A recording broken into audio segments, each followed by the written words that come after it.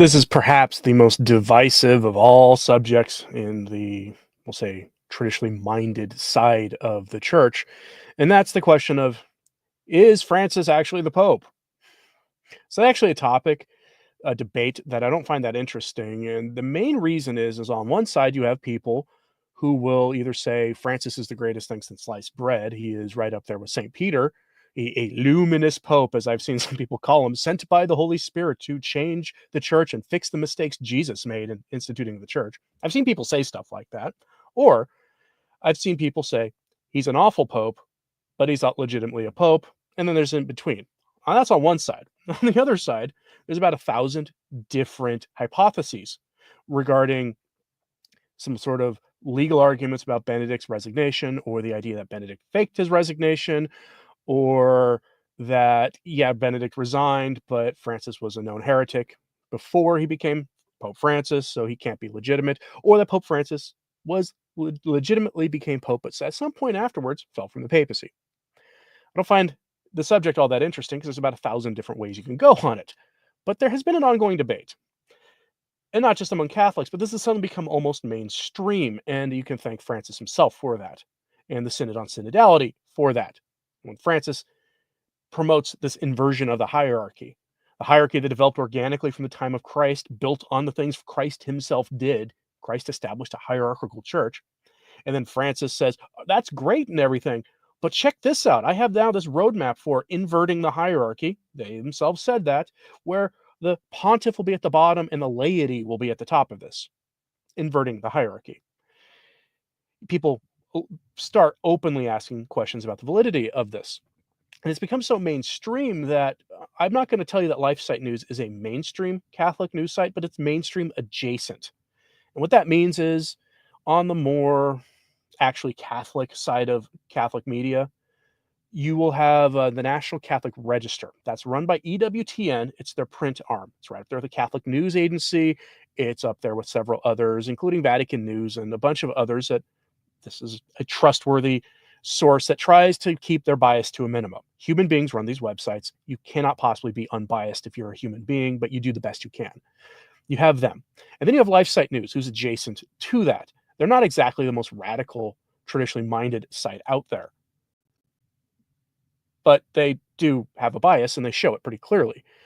And they've been hosting for the last few weeks a debate between the various Benedict was the last real pope, or Francis was never pope, or Francis lost the papacy side of the argument of, I think Dr. Ed Mazza is one of them.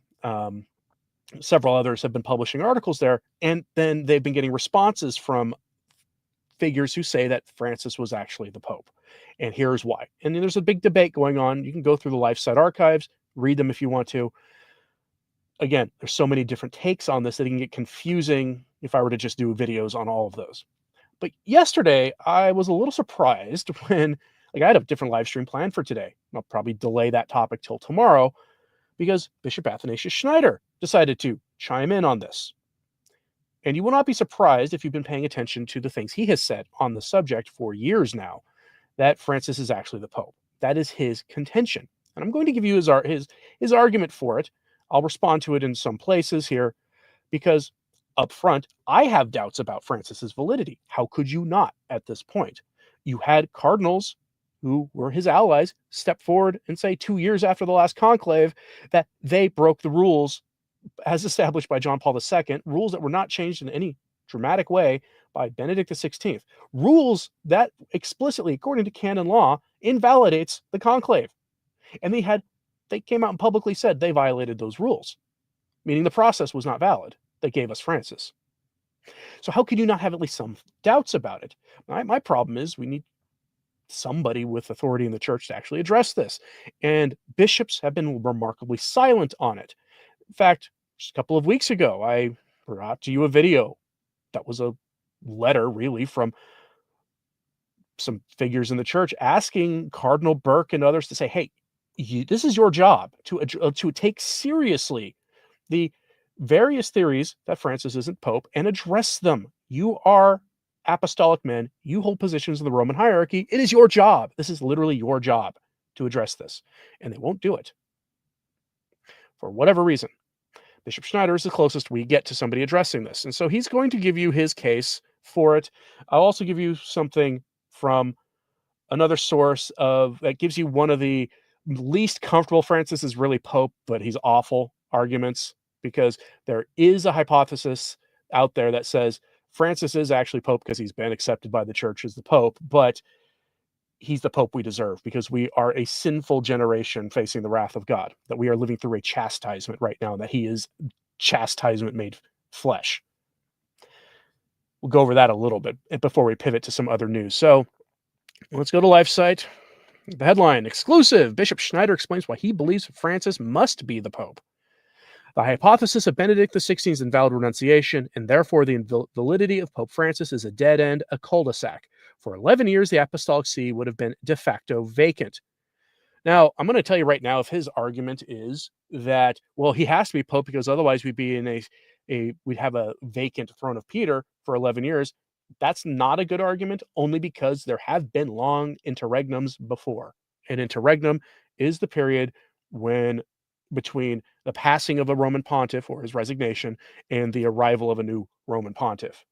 There have been long periods before. So, 11 years, just because it's 11 years, doesn't really mean much in the grand scheme of things. But he's addressing specifically the invalid renunciation angle, because there's, again, a whole bunch of different ways that people argue that Francis is not the real Pope. So here's his letter. It isn't super long. After all, LifeSite published it, and they don't tend to publish long books, basically. It says, the safest guiding principle and the crucial question regarding the validity of the papacy of Pope Francis is the prevailing practice in the history of the Church, which will resolve cases of presumed invalid papal renunciations or processes for choosing the Pope. In this prevailing practice was shown the sensus perennius ecclesia, the perennial sense of the Church.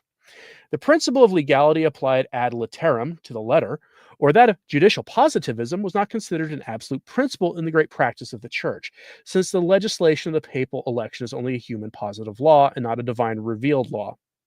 So this is addressing we broke the rules of the conclave, therefore it's invalid. That's the first thing he's doing here. The human law that regulates the assumption of the papal office or the dismissal from the papal office must be subordinated to the greater good of the whole Church, which in this case is the real existence of the visible head of the Church, and the certainty of this existence for all the body of the Church, clergy and faithful. This visible existence of the head and the certainty about it are required by the very nature of the Church. The universal Church cannot exist for a considerable time without a visible supreme shepherd, without a successor of Peter, since the vital activity of the universal church depends on its visible head, such as, for example, the appointment of diocesan bishops and cardinals, appointments that require the existence of a valid pope. In turn, the spiritual good of the faithful depends on a valid appointment of a bishop, since in the case of an invalid episcopal appointment due to an invalid pope, priests would lack pastoral jurisdiction to hear confessions, witness marriages, etc. So let's pause here. As somebody said in the live chat just before we started, the traditional definition of an antipope is when you have multiple claimants to the papal throne. During the Great Western Schism, you had, for quite a long time, an antipope and a pope. And the whole thing was resolved by the man who would end up being declared as the valid pope actually resigning, and then being a conclave and choosing a pope and all the rest of it. And finally, the schism was ended. But all the bishops made by the antipopes were declared to be valid by the sitting pope, by the winner of the conclave. And given that there have been times in the past where there have been periods where there of an interregnum that were a little uncomfortably long, 11 years is when you start getting to the point of wondering, how long is this going to go and how dangerous is this for the church when you have potentially cardinals who aren't actually cardinals, bishops who were made under the authority of bishops. Remember, it's a relatively new phenomenon in the history of the church where a bishop bishops have to basically make sure Rome is okay with a bishop being named. Call that a feature of the 20th century in mass communications. Some say that's just because of Archbishop Lefebvre threatening and then going through with his threat for consecrating bishops. Rome has always had a bit of a say in this, of course, but at the end of the day, the tight rein on this is a definitely modern feature. Bishops can make bishops without the permission of Rome, depending on the circumstance. And the church, I am a believer in what's called the supplied jurisdiction argument of the SSPX, which is that the church provides, God through the church provides permission to make bishops and such, because in a time of emergency, which if Francis is an antipope, would certainly qualify. Those dispensations and indulgences that only the Roman pontiff, all for the spiritual good and eternal salvation of souls, also depend on this existence and this certainty. Applying in this case the principle of supplying of jurisdiction would undermine the characteristic of the church's visibility and would be substantially the position of the sedevacantist theory. Maybe you run into the argument, you run into the problem of accusing the SSPX of being sedevacantist when they're clearly not. The acceptance of the possibility of a prolonged time of vacancy of the Holy See easily leads to the spirit of sedevacantism, which ultimately constitutes a kind of sectarian and quasi-heretical phenomenon that has appeared in the past 60 years due to the problems with Vatican II and the conciliar and post-conciliar popes. So here he is warning Dr. Ed Mazza, Patrick Coffin, Andrea Jones-Genie, and Barnhart, whoever you want to name, that they are, you know, that maybe he's not saying they're explicitly guilty of the spirit of sedevacantism, but they're close to it. The spiritual good and eternal salvation of the faithful is the supreme law and the normative system of the church. For this reason, there is the principle of the church supplies, or the healing at the root. That is, the church completes what was against the human positive law in the case of the sacraments, which demand jurisdictional faculties, confession, marriage, confirmation, the burdens of the intentions of the masses. Guided by this truly pastoral principle, the instinct of the church has also applied the principle of supplet ecclesia or sonatio in radice in cases of doubts about a renunciation or a pontifical election. Concretely, the sonatio in radice of an invalid pontifical election was expressed in the peacefully and morally universal acceptance of the new pontiff by the episcopate and the Catholic people. And the fact that this elected, supposedly invalid pontiff was named in the canon of the Mass by practically the entire Catholic clergy. So even if Cardinal Daniels, let's name him explicitly, and Farrell, if the rumors are true, have explicitly said they broke the rules as laid out by John Paul II, that would have invalidated the conclave, because the church, that the overwhelming majority, 99.999% of Catholics, and virtually all of the clergy accept Francis as the reigning pontiff, that then he is the reigning pontiff. That's the argument. And then he gives some examples here of valid popes elected in apparently invalid elections. The history of the church is a sure teacher in the matter. The longest vacancy of the apostolic see lasted 2 years and 9 months. It was also the time in which St. Thomas Aquinas lived. There were evidently invalid papal or pontifical elections, meaning the assumptions of the papal office invalidly, like Pope Gregory VI, who became pope by buying the papacy with a large sum of money from his predecessor, Pope Benedict IX, in the year 1045. That is probably the worst crisis in the church in terms of morality of the popes and the Roman Curia. However, the Roman Church has always considered Gregory VI as a valid pope, and even Hildebrand, who later became Pope St. Gregory VII, considered Gregory VI to be a legitimate pope, notwithstanding the illegitimate manner by which Gregory VI became pope. Pope Urban VI had been elected under enormous pressure and threats from the Roman people.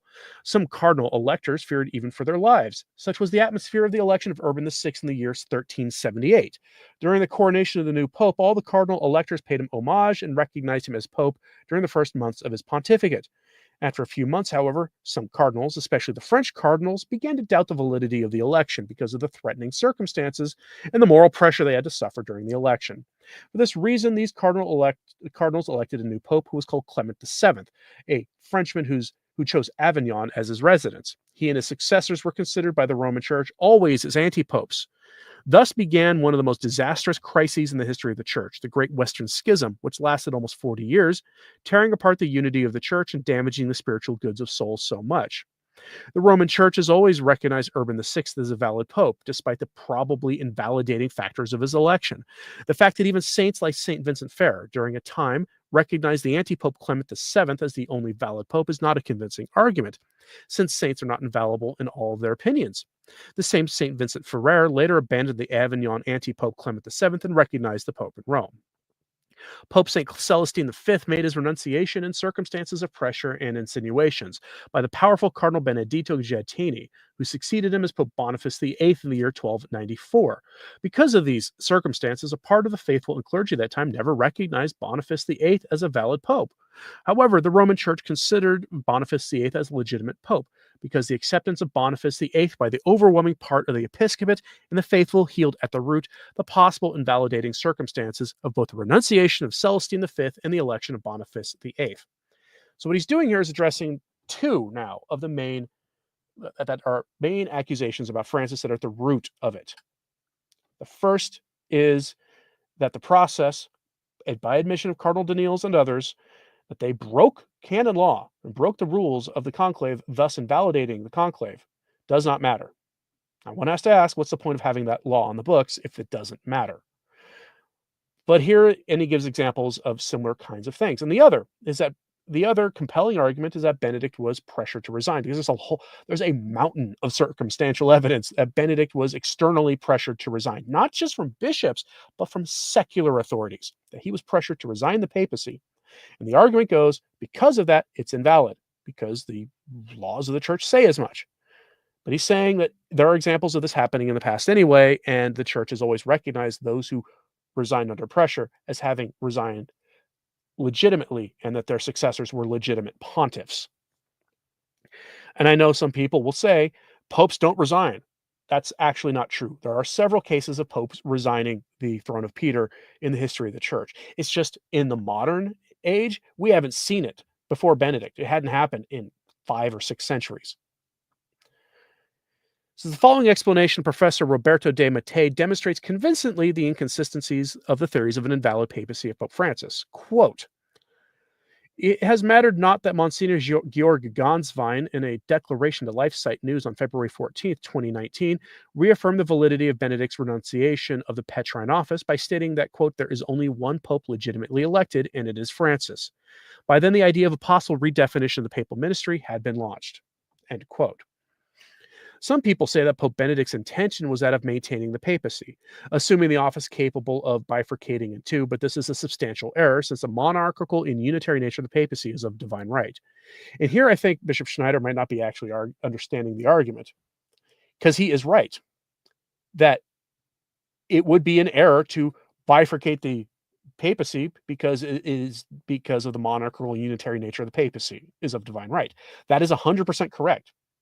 And the people who agree with him the most on that are the people who believe that Benedict tried to bifurcate the papacy, and because he tried to do that and tried to keep part of the actual office of the papacy for himself and give the other office, the other bifurcated, meaning split, the other half of the papacy to Francis, that you can't do that. And because you can't do that, that Benedict retained the entire papacy and that Francis is an anti-pope pretender. It seems that he isn't quite understanding that he's on the same side there with the people on that, except he's not saying that Benedict was a real pope.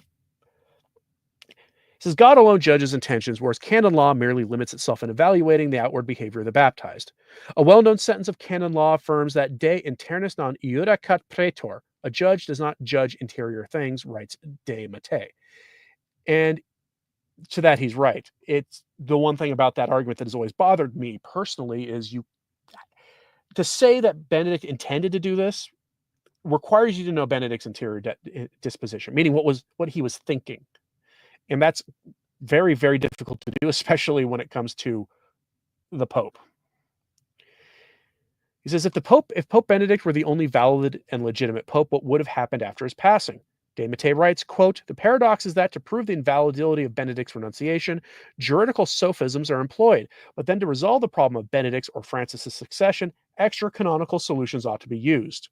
Meaning, you've got to really read into the process and come up with some wild theories to do it, and then to solve the problem, you got to come up with some extra canon law problems. I'm going to give you an example here. Brother Bugnolio he writes the blog From Rome. He held a conclave a few years ago. He spent years talking about how Francis wasn't really Pope and Benedict was. I don't remember his hypothesis in particular on it, but then he held a conclave, a citizens' conclave invoking ancient practices in Rome back when the laity chose the Pope. And then Brother Bonolo and a couple of the other people who participated with him chose Jorge Mario Bergoglio, Pope Francis, to be the valid pope. It was wild watching that happen. And you have to come up with this is an actual extra canonical solution to the problem that we saw play out in real time a few years ago. 2022, I think, is when that happened. Anyway, he says the hypothesis of Benedict XVI's invalid renunciation, and therefore the invalidity of the papacy of Francis, is in fact a dead end, a cul-de-sac. For 11 years, the apostolic see would have been de facto vacant, since Benedict XVI did not make any act of government, any episcopal or cardinal appointments, any act of dispensation, of indulgences, etc. For this reason, the universal church would be paralyzed in its visible aspect. Such an assumption would amount in practice to the attitude of sedevacantism. And until that last sentence, the people who believe that Benedict was really the Pope, whatever thesis they hold, would agree with that until you get to the attitude of sedevacantism. For the past, because the reason I always differentiate sedevacantism from the Benedict was the real Pope hypotheses, that's a word, is because a sedevacantist believes there has not been a Pope since 1958, which is a different beast than saying there hasn't been a Pope since 2013 or since the end of 2022 when Benedict XVI passed away. It's an entirely different hypothesis because, according to the sedevacantist, doesn't matter what happens when Francis passes away because the next person who becomes Pope will be an antipope. Doesn't matter. It could be Cardinal Sarah. For those of you who believe he would be the best choice to be Pope, they would see him as anti-Pope Sarah. That's what they would see. Different entirely than Benedict XVI being the last real Pope. For the past 11 years, all appointments of apostolic nuncios, diocesan bishops, and cardinals, all pontifical dispensations, and all indulgences granted and used by the faithful would have been null and void and brought harmful consequences to the spiritual good of souls, such as illegitimate bishops, invalid episcopal jurisdictions, etc. All the cardinals nominated by Pope Francis would be invalid. That is, they would be non-cardinals, and this would apply to most of the current College of Cardinals. And by most, he means like 80%. Another purely hypothetical situation. If Benedict XVI had been an extremely liberal and almost heretical pope and had renounced the papacy in 2013 in circumstances like those that did occur in 2013, having therefore possible elements of invalidity, and if then a new pope in an absolutely traditional spirit had been elected, and if this new pope, presumably elected invalidly because the invalid renunciation of his liberal predecessor, and because the violation of some norms of the conclave, had begun to reform the church in the true Catholic sense, appoint good bishops and cardinals, issue professions of faith or ex cathedra pronouncements to defend the Catholic faith against the current errors within the church, certainly no good cardinal, bishop, or Catholic layman would now consider this new 100% Catholic pope an illegitimate pope, or would be asking for his renunciation for the return of the old liberal pontiff to rule. It's an interesting thought here. I don't know if it's how valid it is. Let me know in the comments if you think that's actually a legitimate counterpoint. Very curious. Another hypothetical situation. Were all the cardinals nominated by John Paul II and Benedict XVI to pass away, the College of Cardinals would be composed only of cardinals appointed by Pope Francis. But according to the theory of the invalid pontificate of Francis, they would all be non-cardinals, and therefore there would be no longer a College of Cardinals. It would follow that there were no valid electors who could proceed to a new pontifical election. The law that says cardinals are the only valid electors of the Pope has been enforced since the 11th century and was sanctioned by the Roman pontiffs, and therefore only a Roman pontiff is competent to change the law of the pontifical election and to sanction a rule that would permit electors who are not cardinals. Hypothetically, if one followed the theory of the invalid pontificate of Francis, when all the cardinals appointed before Pope Francis's election passed away, it would not be possible to elect a new pontiff validly. The church would be in a dead end, a cul-de-sac. And this is why he compares it to sedevacantism. Because one of the critiques of sedevacantism is exactly this. Exactly this.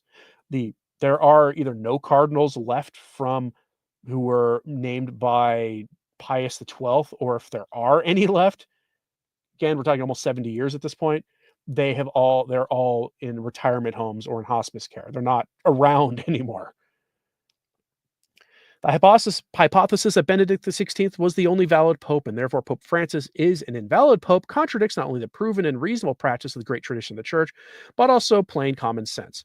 Furthermore, in this case, one absolutizes the aspect of legality, that is, in our case, of the human norms of renunciation and pontifical election, to the detriment of the good of souls, since uncertainty on the validity of acts of government of the church has been introduced, and this undermines the visible nature of the church. In addition, one approaches the mentality of sedevacantism. The surer way, and the example of the constant practice of the great tradition of the church, must be followed also in our present case. And this is part of why I've never been able to completely grab onto the idea that Benedict was a valid pope, is because it does have some legalism in there. It takes the code of canon law as it exists now, which is highly flawed compared to the 1917 code of canon law, and it elevates it almost too much when you're talking about a supernatural office like the papacy. It's almost like you're shackling it to the code of canon law, and you start getting into some real problems there. It says the way to react to the confusing behavior of Pope Francis is to admonish him publicly regarding his errors. That said, one must do this with all due respect. Then one must make a profession of faith by specifying these truths in which Pope Francis is contradicted or undermined by his ambiguities. Then one must do acts of reparation. One must also ask God for the grace of Pope Francis's conversion and for the divine intervention to resolve this unprecedented crisis. Nevertheless, Pope Francis is certainly the valid pope. It's been well noted that we live in, by definition, absurd times when you have to pray for the conversion of the reigning Roman pontiff. That you have to pray that the reigning Roman pontiff becomes Catholic. Our Lord Jesus Christ holds the rudder of the boat of the church in his hands, even during the heaviest storms, which would include the papacy of a doctrinally ambiguous pope. Such storms are relatively short, however, compared to the other great crises during the 2,000 years of the existence of the church militant. Amid the confusion and the storm within the life of the church of our day, our Lord will rise and rebuke the winds and the sea. In a time of calm doctrinal security, liturgical sacredness, and the holiness of the priests, bishops, and popes will be granted. In a situation which to human eyes appears beyond help, we must renew our unshakable faith in the divine truth that the gates of hell will never prevail against the Catholic Church. Signed, Bishop Schneider, Auxiliary Bishop of the Archdiocese of St. Mary in Astana. For many people, that will not be satisfactory in the slightest. But for those who've been paying attention to this debate for years now, that won't surprise you that he said that, because he said the same thing probably 3 or 4 years ago. And now I'm going to show you the alternative, which, Damian Keller in the chat says, Dear Bishop Schneider, call for a council to convene to review Francis's papacy. Make your yes mean yes. Bishop Schneider has no authority to do that. He is an assistant bishop. He is an auxiliary bishop, is an assistant bishop. He has no jurisdiction. It's amazing that he gets away with saying the things that he does and having as high profile as he does. But nobody will listen to him. This is why a couple of weeks ago, I presented to you that letter. I think it was from Layman, now that I think about it, asking the cardinals who are on the better side of things, Cardinal Burke explicitly named in it, to actually have that council that you asked for. It would be in line with what St. Robert Bellarmine had to say. I'm going to give you the alternative hypothesis here for a short excerpt that was posted by somebody on Facebook. It's a short excerpt of an article written by Dr. John Lamont on 1 Peter 5 on the same subject. Here is the excerpt. Spoiler alert. The hypothesis is probably, I think, the most plausible one if Francis is Pope, which is that we are being chastised by God because we are a wicked, sinful nation, or wicked, sinful generation. And you can't counter-argue that we are a wicked, sinful generation.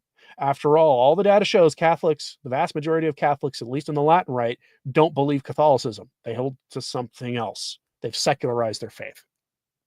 And Francis is the perfect pontiff for such a wicked generation. But here is the excerpt. So what is the prudent and devout Catholic with only an average knowledge of faith and morals to do? Since he will realize that he'll have to be guided by some authority who knows more about these things than he does, it seems to me that even if he has traditionalist leanings, he will be quite reasonable if he argues to himself along these lines. Well, I see that Archbishop Vigano, John Lamont, Matthew McCusker, Edmund Mazda, the writers at Novus Ordo Watch, and some other intelligent scholars are now saying Francis is not a true pope. But on the other hand, not one of the other Catholic successors of the apostles that I know of, among the 4,000 or so who now govern God's church, denies Francis' status as the true successor of Peter. Bishop Schneider assures me Francis is Pope. Bishop Strickland accepts him as Pope, as do all the SSPX bishops. And the entire College of Cardinals accepts him as Pope, including my heroes of Orthodoxy, Cardinals Burke, Mueller, Sarah, Brandmuller. It could be that God has not only allowed the successor of Peter to lapse from office through notorious heresy, but has also allowed the entire College of Cardinals and all the Catholic bishops, bar none, to remain blind to Bergoglio's pernicious heresy, and so continue to recognize a faithless impostor and antipope as true pope. That's a question he's asking. Doesn't that scenario look like the gates of hell prevailing against Christ's church? Won't I be prudent, therefore, to follow the maxim, securus ida ket orbitatis terrarum, the judgment of the whole world is safe, and so to continue to recognize Francis as Pope, and therefore, if I'm a priest, continue to pronounce his name in the canon of the Mass? I would call that an argument from essentially democracy, but you get to this problem here with this, that the only way you can accept Francis is actually the Pope if you're aware of the crisis in the church and aware of the heresies he spews, is that we are being punished for being a sinful generation. That is the only way you can get there. It's an uncomfortable reality for us to acknowledge, but that's the situation. Let me know in the comments on the live chat, which theory do you hold to? Francis is an anti-pope. Francis is a rotten pope. Francis is the greatest thing, a luminous pope sent by God to fix the mistakes Jesus made in implementing the church. Whatever one you hold to, let me know in the comments, please. Schneider is clearly taking the Francis is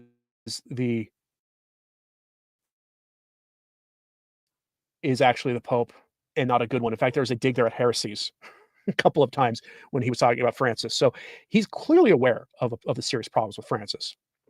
Now I'm going to shift here because Francis is a Jesuit, and the Jesuits are up to their usual nonsense. You see, I hate to be the bearer of bad news, but the Jesuits are doing Jesuit things again. When I say that, for example, we were given Pope Francis because he was chosen by the Holy Spirit to fix the mistakes Jesus made in implementing his church. That sounds outlandish until you see things Jesuits actually say publicly and shamelessly. The Jesuit question is a real one. What to do with the Jesuits? At one time, they were a wonderful organization. They were out there on the frontiers of the world, spreading the gospel in places no one else would want to, knowingly giving their lives for the gospel, for the salvation of souls. Then they were suppressed, and then they were brought back. And not long after they were brought back, modernism entered the church through the Jesuits, basically, when you look at the history of how these things happened. And since the mid-20th century, people have been asking what's going on with the Jesuits, and it just keeps getting worse. We have Father James Martin as the prime example of this, after Francis himself, who is a Jesuit. Never forget that. But we also have what I like to think of as the Dollar General version of Father James Martin. You see, he wrote an article for the National Catholic Reporter, because of course it was a National Catholic Reporter. And here is my retweet of their horrendous tweet. There, the National Catholic Reporter says there is no perfect way of selecting bishops. Even Jesus got it wrong 1 out of 12 times. But the laity should have a greater voice in the process, says Father Tommy Rees, as I call him, Pastor Tommy Rees of the Jesuit Church. And this is I am one of the community notes people on X. I can actually go and rate proposed community notes. I can put community notes on things. I can rate their validity. This is one of the most brutal community notes I've ever seen. It says, Jesus Christ didn't make any mistakes by choosing the 12 apostles. The betrayal of Judas Iscariot was fulfillment of Scripture, as Jesus himself in the Scripture said in John 13:18, John 17:12, Psalm 41:10, Matthew 26:24, Acts 1:16, John 6, verses 70 to 71, with the link to the USCCB's Bible as their source. This was almost certainly done by a layman. It's possible that there is a priest on X who put this community note up, but it's extremely likely this was done by the laity. And remember, Pastor Tommy Rees is on paper a Catholic priest. That is what happened. The National Catholic Reporter is probably going to have the be hit with the tag forevermore, Jesus got it wrong. But if you want to see Pastor Tommy's argument, let's actually go to the National Catholic Reporter with the headline, "The laity should have a greater voice in choosing bishops." For those of you who paid attention to the Synod on Synodality, you will know this is a central result of the Synod of Synodality, that the laity will have greater role in various things. The German synodal way and the debates on the Synod of Synodality in Rome all argued for the laity having input on who should become bishops. The worst catechized generation in the history of the church, worse than the previous generation, which had been the worst until now, should have a role in choosing who the bishops are. Remember, the Synod on Synodality, the final document, was signed off by Francis and declared recently to be part of the papal magisterium, and the bishops are expected to implement this in their dioceses. And in that document, talks about an inverted hierarchy with the pope at the bottom and the laity at the top. The pyramid of the hierarchy inverted, turned upside down. Laity choosing bishops would be a natural part of that. In fact, this article comes hot off the heels of Francis explicitly telling the bishops of the world to treat his acceptance and signing of the Synod's final document as an act of the papal magisterium and to begin implementing that document in their countries and in their dioceses. Going so far as to say that he will expect the bishops of the world to report to him on the implementation of the Synod of Synodality's final document during their annual ad limina visits. The ad limina visits happen where the bishops of a country or dioceses in particular will meet with Francis as a group. Sometimes they'll get one-on-one meetings too. If they're particularly important bishops or troublesome bishops, they'll have private meetings too. But you will get the bishops of France will meet as a group with Francis, and they will report on the church in France. And now they will be expected to show how they're implementing that in their countries. Remember that when people question the validity of Francis because he's making a new church, because this is clearly a new synodal church, to use the language of the leaders of the Synod on Synodality, the cardinals who ran the thing on behalf of Francis. Now, again, the article is by Pastor Tommy Rees of the Jesuit Church. He's theologically a sort of discount James Martin. He begins by describing how bishops are chosen traditionally, which is frankly done behind closed doors, honestly, because that's how a hierarchical church does it. It really is no business of the laity how bishops are chosen most of the time. But what Tommy Rees then goes on to promote is the implementation of the document from the Synod, which would open this up to the laity. It would democratize the process. The church is not a democracy. It is, strictly speaking, more of a monarchy than a democracy. But here's what he has to say. Quote, "There's very little room in the process for input from the clergy and laity of the diocese, except for the individuals who are sent questionnaires by the nuncio. The process does allow for consulting the local church about the needs of the diocese and the type of bishop needed, but people usually want Jesus Christ with an MBA from Harvard, and he is not available. Under the current rules, there can be no public discussion of names, either for or against. The Vatican believes any public discussion of candidates would be divisive and lead to factions supporting and opposing candidates." As an aside, that's 100% true. That's exactly what would happen. You would have political parties within the church, which would be an atrocious outcome. "The central role of the Pope in the selection of bishops is a modern phenomenon. In the early church, when a bishop passed away, the people would gather in the cathedral and choose a new bishop who could be a priest or layman. Eventually, the suffrage was limited to the clergy or part of the clergy. For example, the cathedral chapter. But this did not necessarily eliminate the laity from the process. Pope Leo the Great in the 5th century believed a true bishop could be elected by the clergy, accepted by the people, and ordained by the bishops of the surrounding dioceses. Sadly, as the church grew rich and powerful, kings and nobles interfered in the process through threats of bribery. With the destruction of the monarchies in the 19th century, reformers saw the papacy as the institution that would appoint bishops who would serve the good of the church rather than the political ends of the state." End quote. And yes, bishops were always tied to the political happenings in countries. In fact, during the Reformation, this became kind of a problem. There was, I think it was King Gustav of Sweden, the first Swedish king, wanted to get when Sweden got its independence, wanted to get rid of the bishops who were loyal to the old country, and he wrote to Rome asking for, "Hey, I want to make some bishops. Please send somebody who can do it. Here are the people I want." And the Pope said no, which then caused Sweden to leave the church and become Lutheran. Became kind of a problem, right, in a changing world. But what Pastor Tommy here is describing is the organic development of a process for choosing the leaders of the church. And it honestly, you can tell he's lamenting it, painting it as an essentially elitist process from a bygone monarchical era. Now, he goes on to say that the church should embrace basically the spirit of the age, but that it must make safeguards for the process because, and this will surprise no one, the American electoral process recently didn't give the result that he approves of. Yes, they have to have invoked the once and future president because they haven't gotten over losing yet, even if how bishops are chosen is completely unrelated to secular politics. So now they're, while wanting to democratize the church, are warning people, hey, democracy doesn't always go the way it should. Again, they can't help themselves. They haven't gotten over it.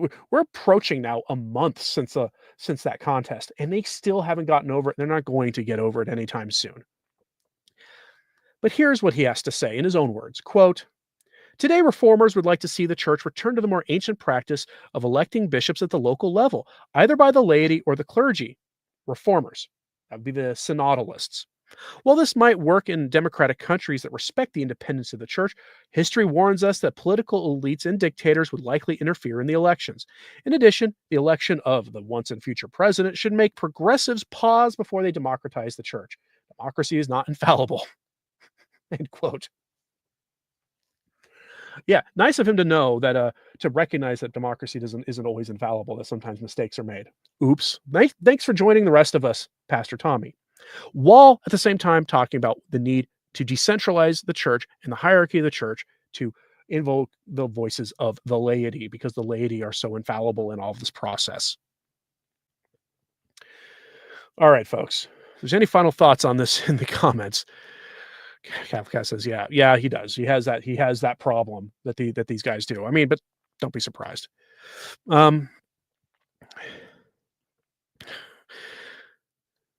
Chester says that is, yeah. I mean, look, he is a Pastor Tommy is a discount James Martin. Always remember that. Always remember that. He is of the same. He is of the same cut from the same cloth as James Martin. It's just that James Martin is much more charismatic and honestly, I think a better writer. James Martin is as an adversary much should be taken much more seriously by those of us on this side of the great divide in the church. All right, folks. If there's any final thoughts in the live chat, this is your opportunity to get them in now. I will check here to see what people have to say. I will have the links to those articles that I went over at returntotradition.org here just a few minutes after this is over. All right, folks. Looks like nothing new. So, as always, pray for the church. I'm Anthony Stine. Ave Maria.